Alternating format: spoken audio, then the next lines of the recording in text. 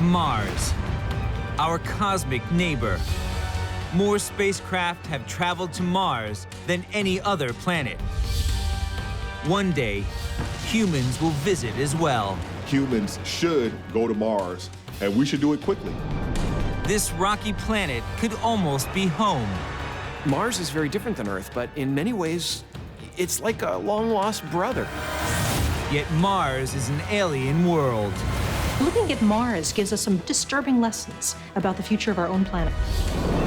What lies ahead for the first human astronauts to set foot on Mars? To find out, we will strip the red planet. We'll peel open its dusty surface and dive deep into its alien underworld, revealing the secrets that await the first human explorers on Mars.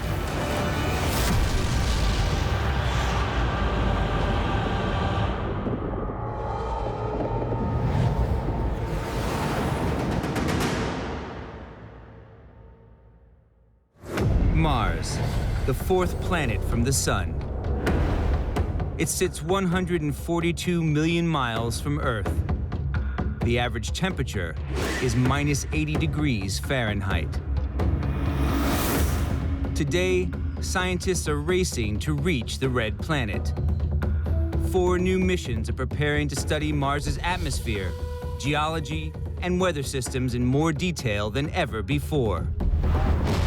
The ultimate goal, to land the first human astronauts on Mars. Eventually, humans have to leave planet Earth. Mars is our first step outward. I think that's going to be the key to our own survival, is going there and living on this planet.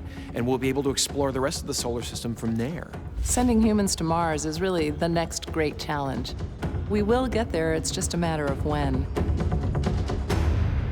Mars may be one of our closest planets, but it is also home to some of the greatest unsolved mysteries in the solar system.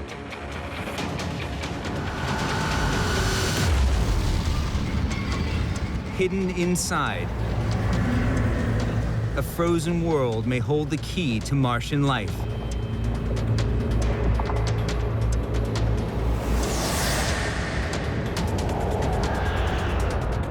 Vast canyons that would stretch from New York to LA scar the surface.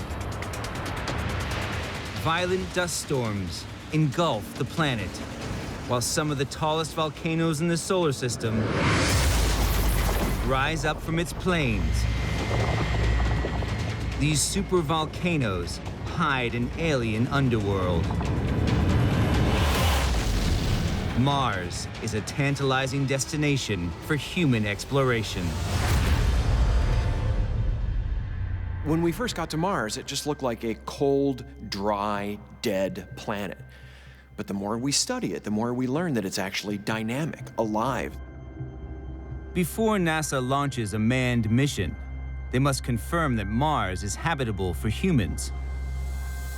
So they've sent a scouting party, the Mars Curiosity rover. Curiosity touched down in August 2012. It has roamed the Martian surface for more than 2 years. This 1-ton robot is the size of an SUV. It uses its high-resolution cameras and scientific instruments to uncover the secrets of Mars. Here on Earth, at NASA's Jet Propulsion Laboratory, Chris Roumeliotis is one of Curiosity's drivers. Chris can't make mistakes with $2.5 billion worth of gear. So he practices his skills on JPL's own little piece of the red planet, the Mars Yard. We have all the rover drivers come up here and we test things to the limit so we see what happens. Every maneuver that has been done on Mars has essentially been tested in this Mars Yard. Chris uses a full-size working model of Curiosity to perfect his maneuvers. If you ever try to drive your car over this, not gonna happen. She can do it, no problem. We actively try to avoid rocks like this if we can, but look how gracefully she goes over that rock. Doesn't even drop. Chris and his team have successfully driven Curiosity 5 miles across the Martian surface, thanks to practice here in the Mars yard. For humans to survive on Mars, the first thing Curiosity must find is water. Mars looks like a dry desert now, but features in the landscape suggest that Mars was once covered in liquid water. 3 layers of rocks lie beneath a top coating of red dust. The bottom rock layer is the oldest. It's an ancient lake bed that contains compressed clays and minerals once carried by water. Next is a salty layer, 1 mile deep. When the water evaporated, it left this salty residue behind, like a pan boiling dry. On top lies a cold, dry, dusty surface, worn down and smoothed over by billions of years of wind.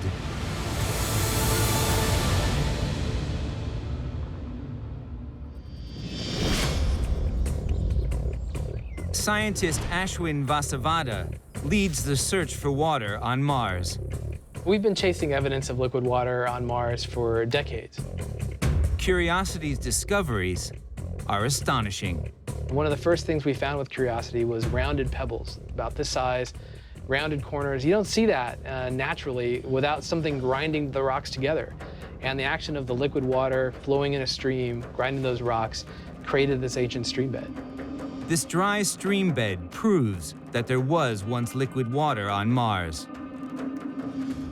We're really talking about water flowing maybe ankle to hip deep. So this is the first time we're really encountering, and holding in our hands, so to speak, this evidence of a habitable environment. But could Mars support humans today? To find out, Ashwin needs to uncover what happened to all the water.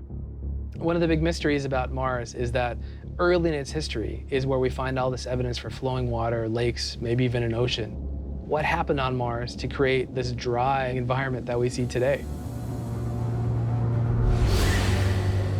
Scientists now believe that 4 billion years ago, oceans, lakes, and rivers covered the surface of Mars.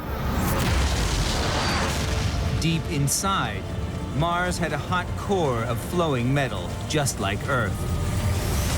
Mars's molten core created a magnetic field around the wet planet. This shielded its atmosphere from the sun's radiation. But eventually, the core cooled and stopped powering the magnetic field. Without protection, Mars's water evaporated into space. And Mars, the water world, became Mars, the desert. On the Martian surface, Curiosity looks for proof of how and when this happened. The rocks may hold the secret to figuring out how Mars evolved from that life-sustaining state in its early history to where it is today. Curiosity is a rover, but it's also a geochemical laboratory. It's so big because we took these advanced chemical instruments to Mars inside the rover, and we feed those instruments with samples of rock and soil. The rover now sits at the base of a 3-mile-high mountain, Mount Sharp. Its layers of rock were laid down over billions of years. They provide a record of the conditions on Mars at different points in its past. We really hope that whole geologic record of Mars environmental history is preserved for us, and that just by driving through it, we'll be driving through 3-4 billion years of Mars history. Go on, Ashwin. Hey, good to see you. Hey, yeah, so Where are we driving? Chris and Ashwin use a 3D landscape viewer to plan Curiosity's routes towards Mount Sharp. here we're doing an arc to the left to avoid a rock. They see what the rover sees on Mars, accurate to an inch. Pretty gnarly terrain. A lot of rocks. Yeah. But she needs to go very slow today. Yeah, right. Because of hazards. the hazards, yeah. Got it. There's a 20-minute communication delay between Earth and Mars, so Chris can't drive Curiosity live. Instead, he sends a whole day of instructions to the rover at once. Everything that's done in terms of operations has to go through this room. It is the center of the universe for us in our spacecraft. At JPL's mission control, Chris hands over the list of commands. How's it going? I think we're ready. At the click of a button, tomorrow's maneuvers head to Mars, guiding Curiosity on the next leg of her groundbreaking journey.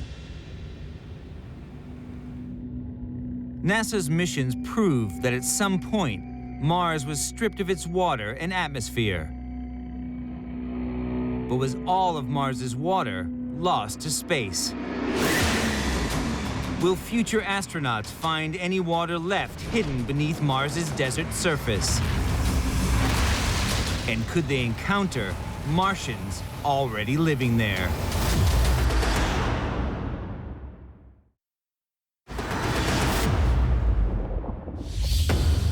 Within a generation, a human will set foot on Mars.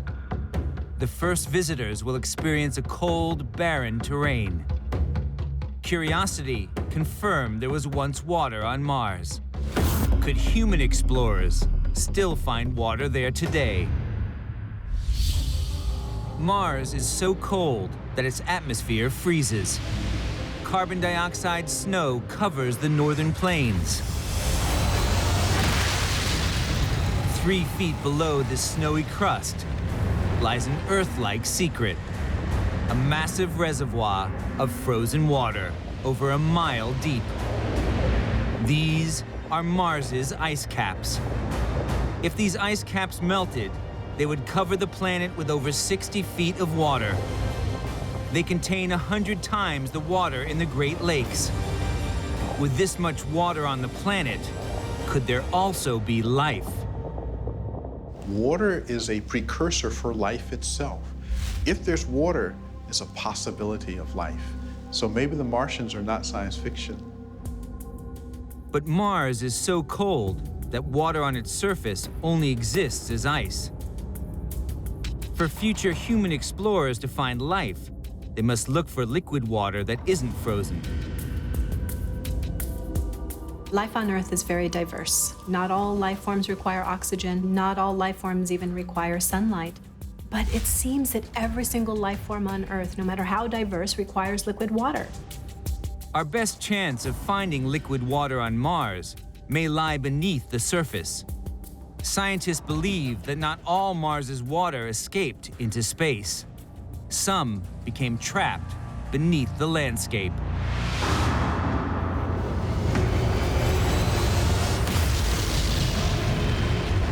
Just below the Martian surface, the freezing ground locks the water ice in a layer called the cryosphere. The cryosphere stretches 6 miles down and could hold up to 50 times more water than the ice caps themselves. Below this layer, the ice disappears, but the rock holds patches of a chemical substance that could sustain life: salt. Salt in the rock acts like antifreeze and melts the ice. It creates deposits of salty liquid water that could stretch up to 16 miles into the ground. Could Martian life survive in these extreme conditions? In Bowlby, Northern England, astrobiologist Sam Paler searches for the answer. He explores one of the most hostile environments on Earth: mines, 3,500 feet below the surface. We always thought life was this kind of thin film that surrounded the Earth. But actually, we found over the years that life extends much further than we thought, into the deep subsurface, into the rock and into the actual fabric of the Earth. The conditions in this working salt mine mirror the extreme environment beneath the surface of Mars. Mars is covered in salt, and we believe those salts extend down into the deep subsurface.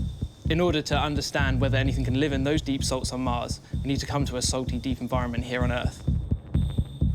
Sam collects a sample of salty water deep in the mine to determine whether any microbial life survives here.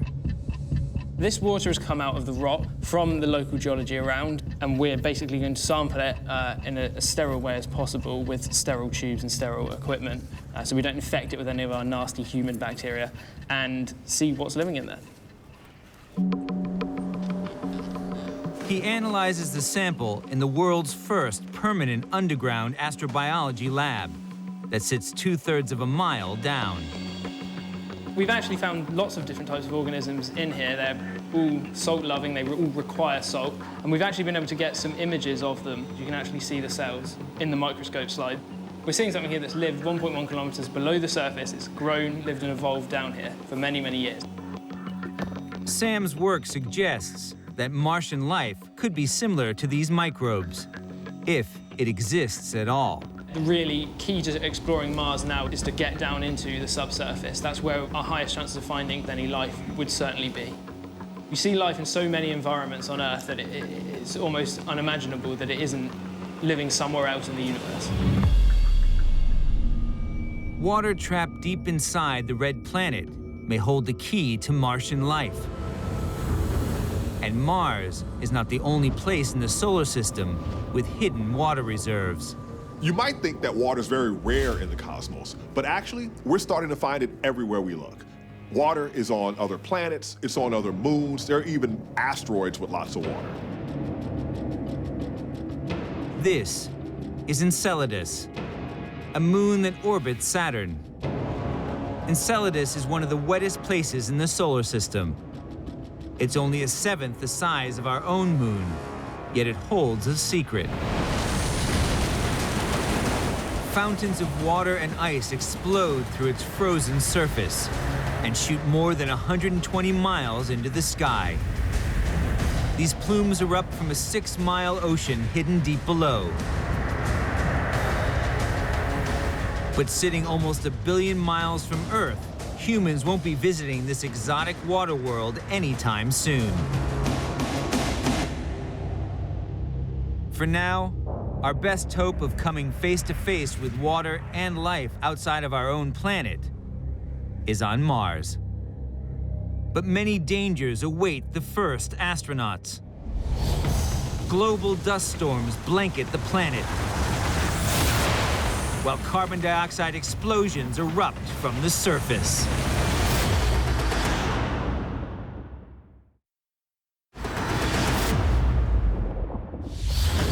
Mars has 24.5-hour days and light clouds that drift in the sky.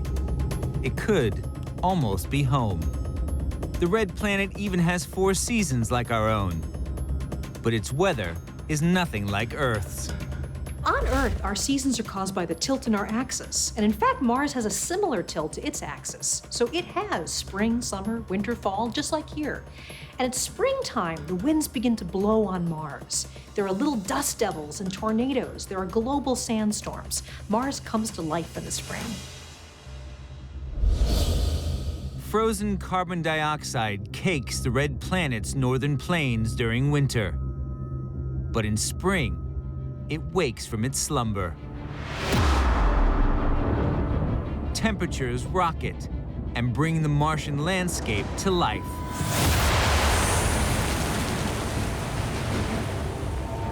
Beneath the frozen surface, the carbon dioxide warms up and turns into gas. The gas pressure builds, cracking the ice above. When the pressure gets too high, violent plumes of sand and dust burst 6 stories into the sky. The ice melts to reveal a vast expanse of sand dunes, the size of Texas. The North Polar Sand Sea.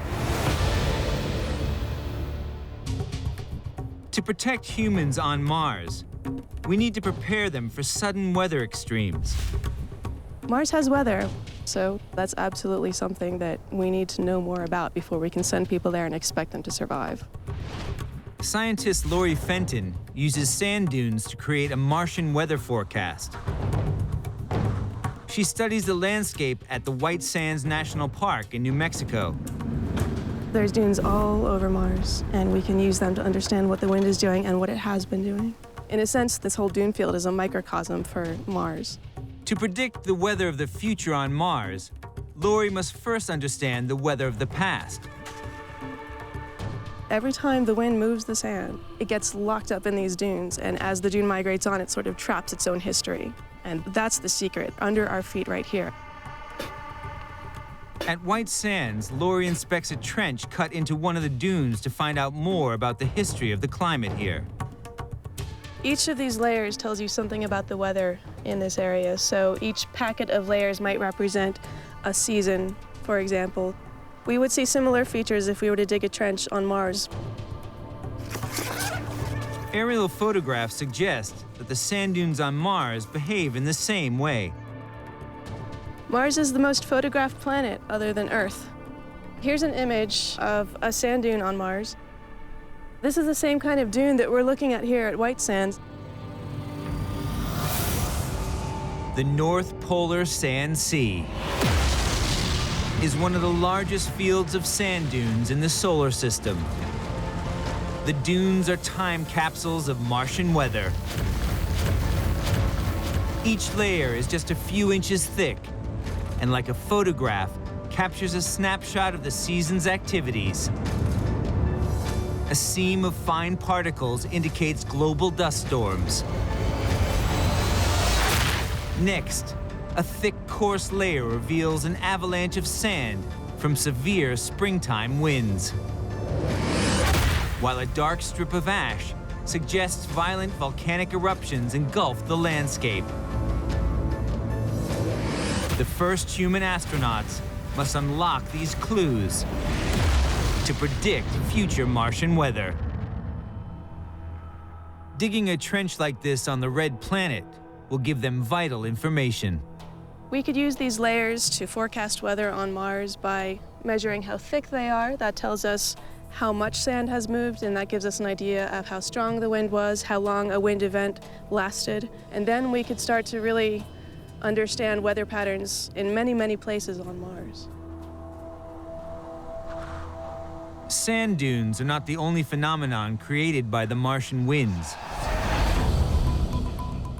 During Mars's summer, strong winds also whip up one of the most common sights on the planet, dust devils. These giant tornadoes soar 12 miles high. They race across Mars's surface, creating worm-like tracks. Mars's unique geology causes these epic dust storms. This circular zone is Hellas Basin in Mars's southern hemisphere. It's the largest bowl of dust in the solar system. The basin is an impact crater 4 miles deep. A thick layer of red dust cakes the surface. The summer sun heats the fine dust, and it lifts into the sky. These giant dust clouds block out the sun and plunge temperatures far below zero. In a Martian dust storm, there's nowhere to run. When you consider the sizes of the dust storms on Mars, it's on a scale like nothing we've seen here on Earth. They are planet-wide.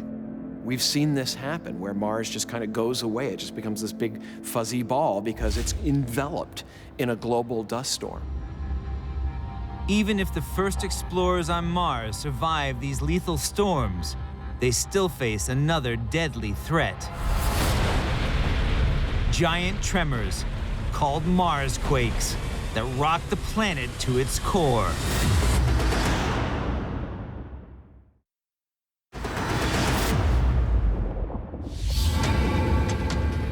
The first astronauts to visit Mars faced bone-chilling temperatures and global dust storms. But their biggest challenge may not lie on the Martian surface.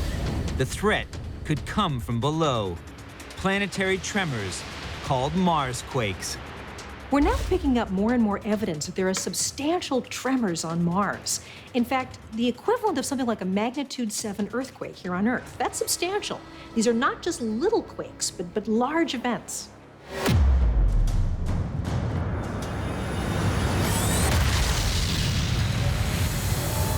Scientists used to think that Mars was a cold, dead rock. But these quakes suggest a secret lies below the surface of the red planet.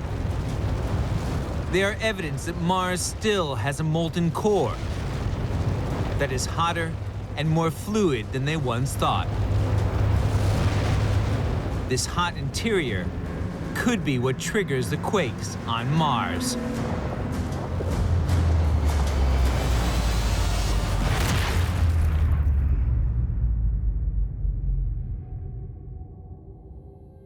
We have a lot of evidence that about 3.5 billion years ago, Mars effectively died. Plate tectonics stopped, everything cooled off, and Mars got very solid and dead in its core. But now we're beginning to reevaluate that. Maybe we're wrong. Maybe there is still some life left inside Mars. To find the answer, scientists plan to give Mars its first physical in 4 billion years. Bruce Banerdt leads the Martian medical team at NASA's Jet Propulsion Laboratory. We're going to learn about the very deep interior of Mars, and in order to do that, we're going to sort of take its pulse to figure out what's going on inside, much as the doctor would do in his office. This 800-pound robot is called InSight. When it lands on Mars, it will use a seismometer to accurately measure Mars quakes and discover where they are coming from. The first thing we want to do on Mars is take its pulse. That really gives us a lot of information about the planet. And in order to do that, we have the seismometer, which is this orange object here. We're going to pick that up with this arm and grapple and place it on the surface. This is a prototype of the lander that will travel to Mars. Bruce's team programs the robotic arm to place the seismometer in exactly the right spot without any damage. Picking this up is going to be one of the real kind of heart stoppers. You know, we're going to give those commands, and we're going to be sitting back on Earth, twiddling our thumbs until we get the confirmation back that it's down on the ground. The team hopes that InSight will reveal exactly what causes the quakes on Mars. Here on Earth, the planet's crust is split into tectonic plates. As these plates move against each other, they cause earthquakes. Bruce thinks a very different geological process triggers Mars quakes. On the Earth, we have lots of plates moving around all the time in a very dynamic fashion. Mars has one plate. It's just the whole crust is a single plate, and so there's nothing that actually moves around it because there's no cracks that allow that motion to take place. A single slab of rock forms the crust of Mars. It extends 30 miles down into the planet, 5 miles deeper than the Earth's crust. The thick mantle layer below holds it in place. As Mars's hot core cools, it contracts. This draws the mantle inwards and pulls on the crust. Tension builds. The crust buckles and triggers a Marsquake.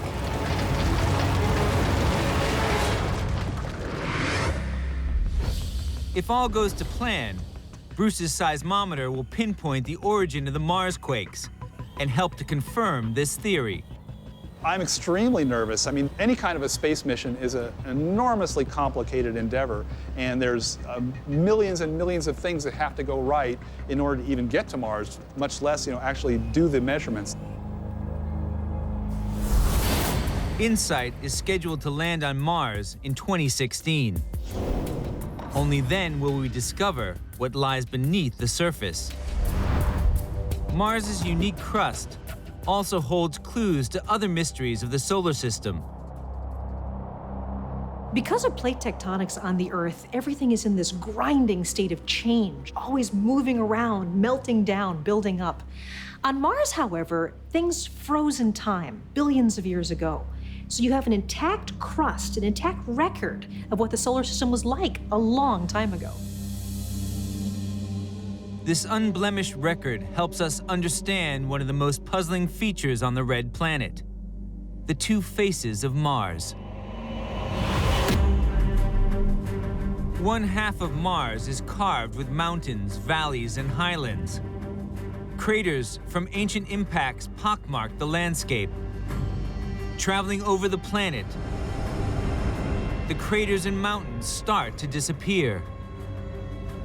Scientists believe that 3.9 billion years ago, an asteroid half the size of our moon slammed into Mars. It destroyed all the surface features and left behind a sea of molten rock. The rock hardened to form this massive flat plain, completely different from the jagged peaks on the other side. These are the two faces of Mars. Craters and mountains are not the only geological features preserved on the surface of Mars. The deserts on the Red Planet are also home to the 4 biggest volcanoes in the solar system, where giant lava chambers could hold the secret to human survival on Mars.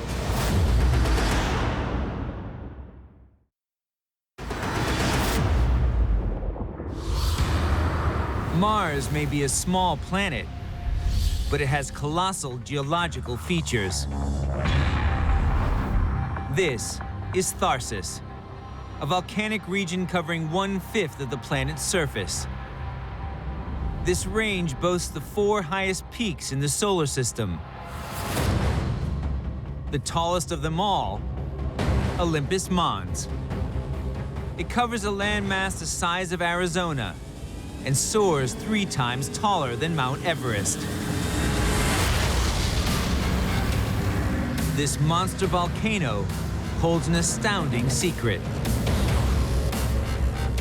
Under its skin lies an alien underworld, a rabbit warren of lava tubes and caves carved out by the searing magma that once spewed from the volcano's vents. The tubes stretch for hundreds of miles. Protected from the harsh surface, these lava tubes could shelter future visitors to the Red Planet. If you're looking for a place to go on Mars, one interesting place for astronauts to explore might be near these lava tubes. Might give you some natural protection from radiation and meteorite hits and things that you're not going to be protected by because you don't have an atmosphere. Volcanologist Scott Hughes searches for habitable Martian caves. His team investigates the Kings Bowl lava fields in Idaho because this volcanic region on Earth is remarkably similar to Tharsis on Mars. It turns out that the features that we see here on the Snake River Plain are represented on Mars. If we understand how fissures and pits work on Earth, we're getting a much better idea of how we can explore them and what we need to explore them on Mars. Scott knows from aerial photographs that lava flows like this cover the surface of Mars.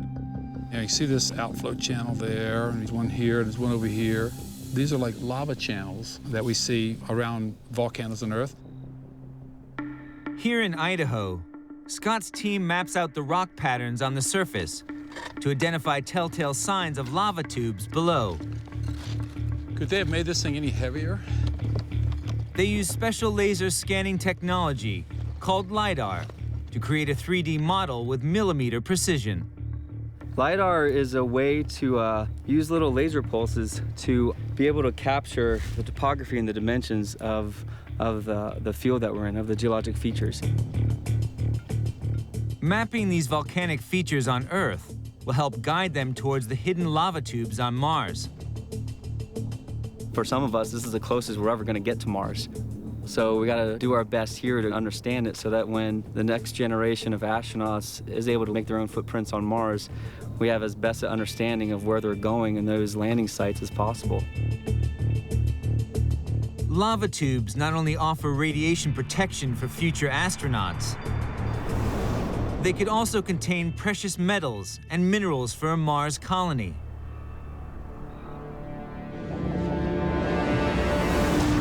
Around 200 million years ago, magma from deep within the planet rose to the surface through volcanic vents. As the lava flow cooled, tunnels formed. Deep below lies a layer of minerals and precious metals. Mars's lava tubes form the perfect mine shafts for future prospectors to access these vital resources. Once we get a good handle on these internal processes, we can have a better idea about where we can explore for the resources needed to maintain a civilization.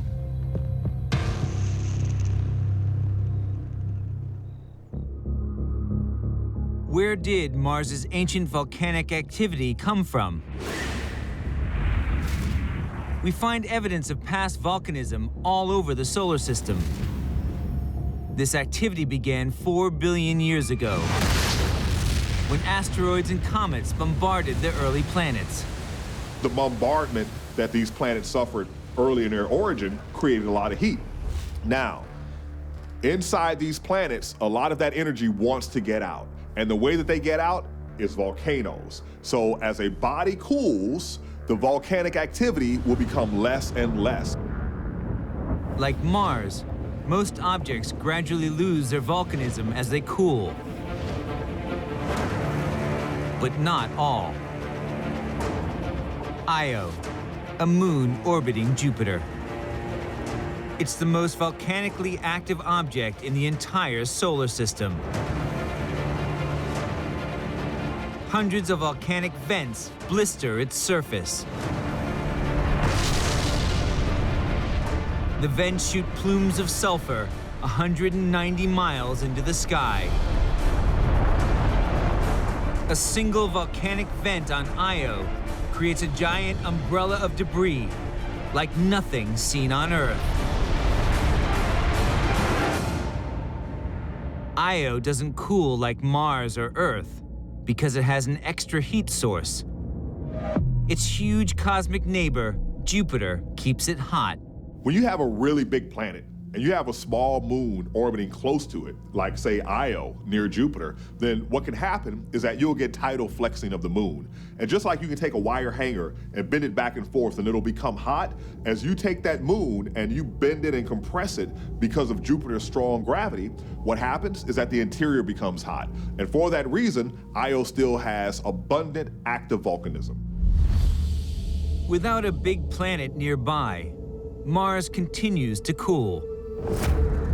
The dormant volcanoes are more likely to provide a shelter than a danger for humans.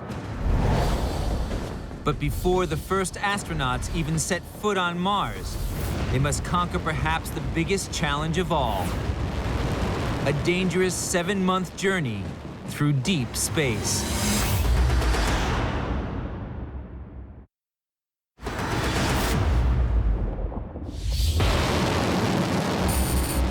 We've sent more than 40 robotic missions to explore Mars. Now, the dawn of human exploration on the Red Planet approaches. By the mid-2030s, I believe we can send humans to orbit Mars and return them safely to Earth. And a landing on Mars will follow, and I expect to be around to see it. We can get there. We've proven we can get things there and control them there and remain in communication and do great science and exploration. This is a place we should go to, and I think it is a place we will go to. I don't think there's any question. It's just a question of when that will happen. But the trip of a lifetime will feel like a lifetime for the brave first astronauts. Mars sits almost 600 times further away from Earth than the Moon. 140 million miles farther than humans have ever traveled before. A one-way journey will take 7 months. A return, almost 2 years. Isolation will be a huge challenge. We're not meant as people necessarily to be alone, right? You don't want people to feel isolated. It's not healthy, and even if you didn't care about it from a health perspective, it's not good from mission success. You want people to be productive in space, and in order to be productive, they generally need to be happy. It's a good thing, right? We're people. The first astronauts to set foot on the Red Planet will live and work inside an Earth-made habitat. They face a deadly threat from cosmic rays, lack of oxygen, and Mars's violent dust storms. To survive, they must live inside this colony for a year or more.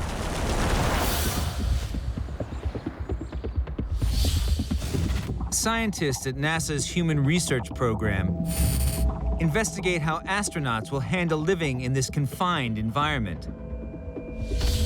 Lauren Levitin simulates the conditions of a typical Mars mission. She monitors its effects on these test astronauts. We can deprive them of sleep, and we can look at their performance and stress them in that way and look at the team dynamics.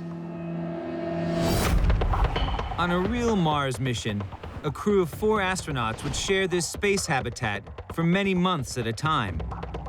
These are unprecedented missions when it comes to their duration and their distance, and so we will be putting crews in habitats like this facility to make sure that the crew remains psychologically okay and that the team itself continues to function. NASA will use intelligent computer systems to watch over their astronauts in deep space.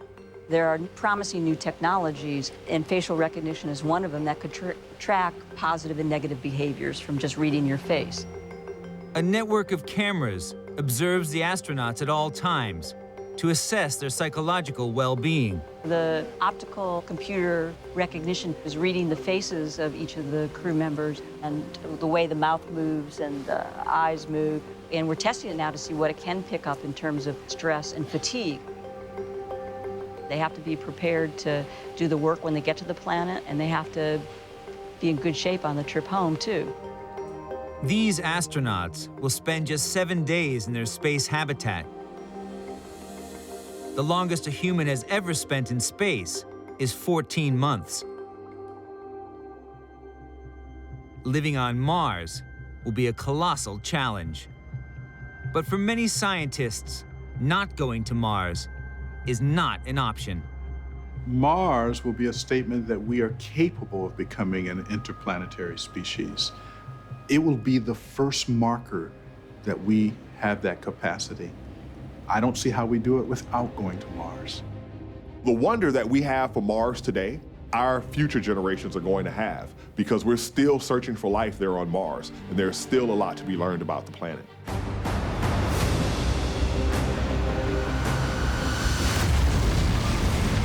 Mars is a world of secrets just waiting for human explorers. A burning core that shakes the planet. Hidden reservoirs of water that may harbor life. An alien underworld of lava tubes and caves that offer shelter and resources.